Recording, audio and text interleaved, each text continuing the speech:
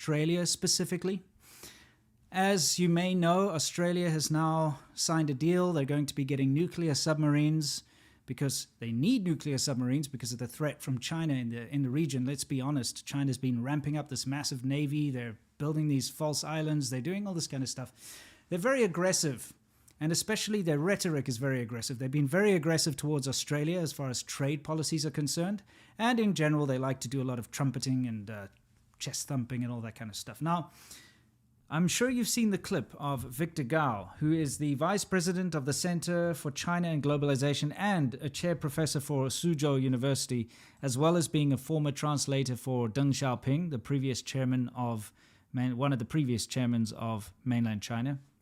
Australia itself will be a target for possible nuclear attacks in the future. Can I just stop you there? Can I just stop you there, Victor? Australia will be a target for nuclear attack from whom? You do not need to know whom it will be, but as a logic, no one wants to target any nuclear-free zone, which now includes Australia. Australia has said it will not be carrying nuclear weapons. These are nuclear-powered submarines, as indeed China has. But we're not talking about nuclear weapons. So how is it a target? Listen, do you really believe you can trust what Washington or even what London say? I would say the watershed moment will be if Australia is armed with nuclear submarines to be locally produced in Australia.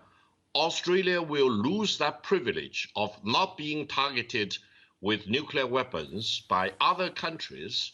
And that should be the wake-up call for the Australians, the 23 million Australians. Do you really want to be a target in a possible nuclear war, or you want to be free from nuclear menace going forward? Surely that's unacceptable for someone representing China to say something like that. Why is it that we always let China get away with this kind of stuff and we just stand back and say, oh, it's just China, we better be careful?